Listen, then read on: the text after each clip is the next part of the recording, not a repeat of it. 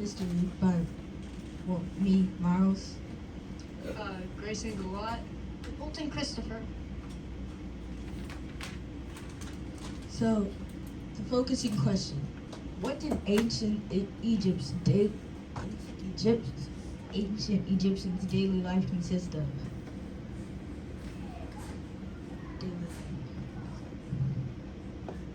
The ancient Egyptian writing system is called hieroglyphics.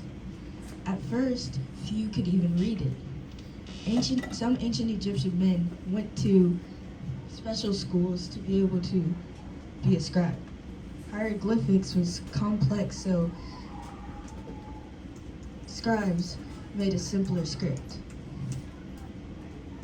Egyptians traded things like wheat, paper, gold, copper, tin, and tools to Phoenicians for things like purple dye, wood, and furniture. Phoenicians traded the Egyptian goods to other kingdoms. This resulted in ancient Egyptians' goods spreading all across Southwest Asia. Amenhotep was a pharaoh that came to power in around 1370 BCE. He believed that Egypt's priests had grown too wealthy and powerful. He was threatened by their power. To lessen their authority, he created a new religion. It was to worship the sun god, Aten, as the only god. When the priests opposed to his idea, he removed them from posts, took their land, and closed temples. After that, he changed the name to Akhenaton, which meant spirit of Aten. Fun fact, Aten is an aspect of the sun god Ra, which you'll learn about later. According to the book Ancient Egypt Revealed, most Egyptians were poor peasant farmers who worked on the land, often on great estates owned by priests and pharaohs. There were different social classes that determined what jobs or educations that they were able to get. It was very difficult for people to raise their social classes. It is possible if you get married, gain wealth, or get special training. For most Egyptian women, their days revolved around taking care of family and doing household chores. Sons mostly followed their fathers into the same profession. Women wore long, narrow dresses. Ancient Egyptians depended on the yearly cycle of flooding, sowing, and harvesting. They needed the soil because they needed fertile soil from the flooding. Farmers raised cattle, sheep, goats, ducks, and geese for a food source. Tax assessors came every year so they could collect what was owed to the government. The workers that were on wealthy estates made wine. They picked ripe grapes from the vines, then they crushed them and poured the juice in pottery jars so they could ferment. They were labeled with the date and name of the vineyard for tax purposes. Most of those that lived in ancient Egypt lived in houses of sun-baked brick. They had square rooms and small windows. Those that lived in ancient Egypt did not have much furniture, especially in the poorer homes. Egyptians mostly married those in their social classes. Girls became brides when they were around 12, while boys married at around 14. Beds were made from wood and woven reeds with wooden headrests for pillows. People did not use sheets. This is an example of a bed. A lot of the objects tell how those who lived in ancient Egypt were made by potters, stonemasons, carpenters, glassmakers, leather workers, metal workers, and jewelers. Pharaohs kept villages of high-skilled craftspeople employed on building different projects. Craftspeople worked in communal workshops. Everything they did was a team effort. They were not praised by some sort of individual work. There are a lot more things that we could talk about, like gods. Well, actually, that's where we're headed. Get ready for the gods.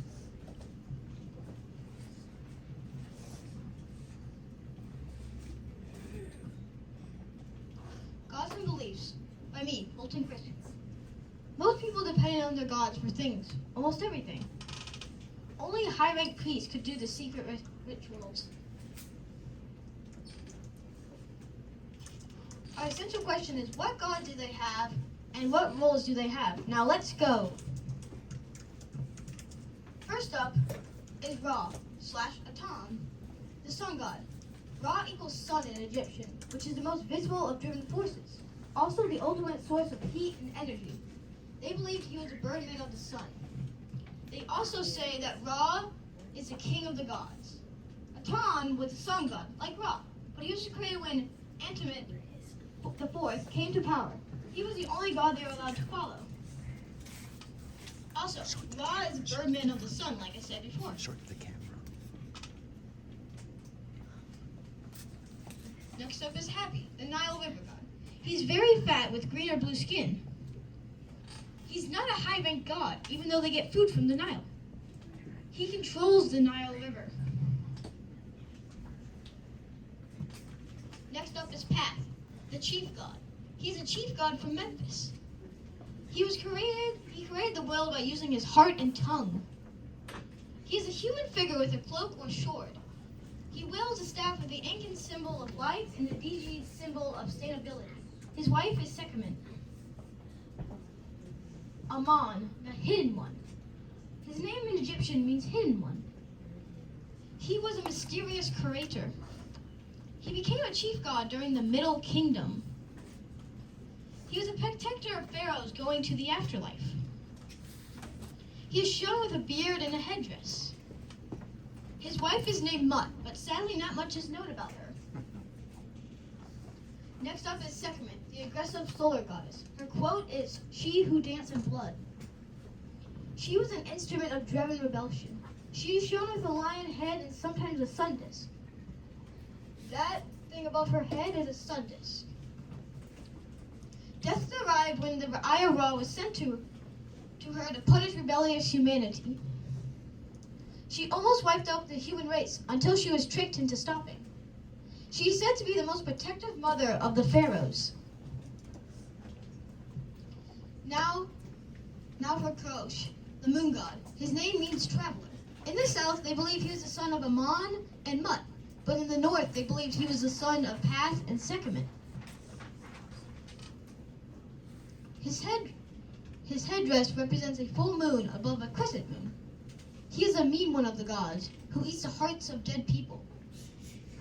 He is later associated with fate. His quote is the mean one of the gods. Grayson.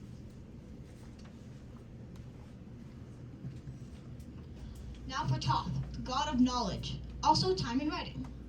He is shown with the head of a river bird. 4 other gods were named after him.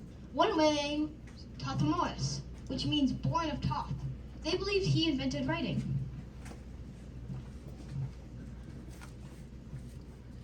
These are not all the gods. There are still way more. But that's not the point. The gods we went over are very important because they are related to Egyptian daily lives, their deaths, and their pharaohs. Now it's time for pharaohs and pyramids.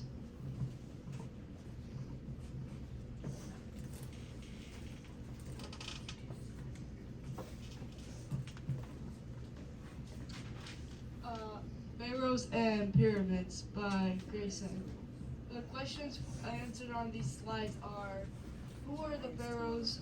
What were the 3 kingdoms during this period? And what were the famous Giza pyramids? Pharaohs. Pharaohs were the leader during the ancient Egypt era. There were many pharaohs during the Old Kingdom. They were considered as gods in human form. Some pharaohs had pyramids as tombs, but we'll get onto that in a few minutes. There's some more known pharaohs, such as King Tut. The pharaohs had a lot of power and were smart. They made ancient Egypt a rich and successful civilization. They ordered buildings of great temples for some of their gods. King Tut. King Tut is a pharaoh from ancient Egypt. It is said he became a pharaoh when he was about 9. King Tut was a huge discovery in 1925 as they found his sarcophagus. Some people believe his tomb was cursed and they shall never opened it. This is like a picture of King Tut and what he would look like back in the day. The Giza pyramids and the three pharaohs. The most famous Egyptian tombs are the three famous Giza pyramids, built when the Old Kingdom was in power with the pharaohs more than 4,000 years ago. They were built as tombs for the pharaohs Khufu, which is Khafre and Menkaure. Pyramids were some of the most famous structures in the world. They are iconic and awesome. Most pyramids are considered tombs for other pharaohs, and we try to find out who the tombs are for.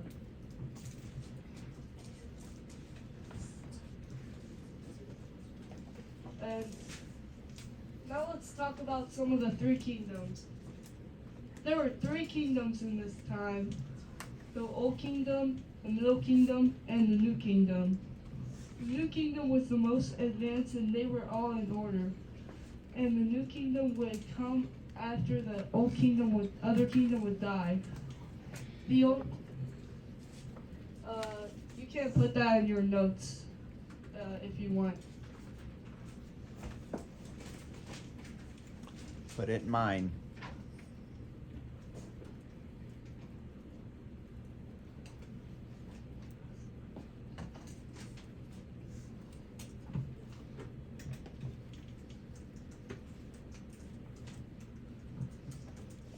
The order was the Old Kingdom to the Middle Kingdom to the New Kingdom. The Old Kingdom, 2575 to 2134 BC. This period was also known as the Age of Pyramids. A bunch of arts and crafts were developed during this time. Pictures and symbols called hieroglyphs. Hieroglyphs were used to write the messages inside the pyramids. The Middle Kingdom, 2040 to 1640 BC. Strong pharaohs united the country again. After that, the trade was revived. The 12th dynasty pharaohs organized canals and reservoirs for better irrigation.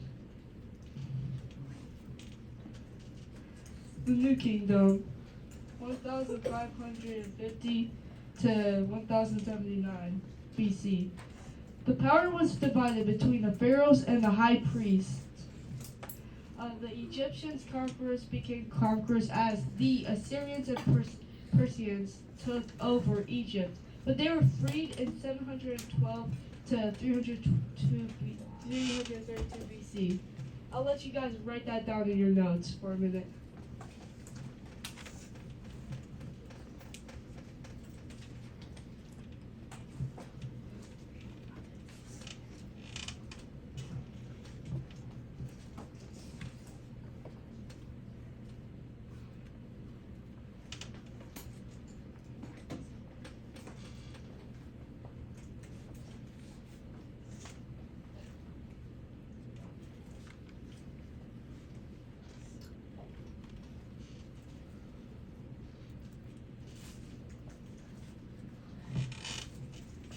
All right, now that you've gotten that into your notes, here's the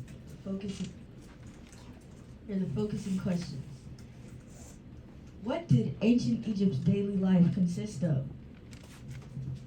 What gods did they have and what roles did they have? Who were the pharaohs? What were the three kingdoms? And what were the famous Giza pyramids? Thank you for listening. I hope you learned something from this. I see Allison trying to. Give him a hand.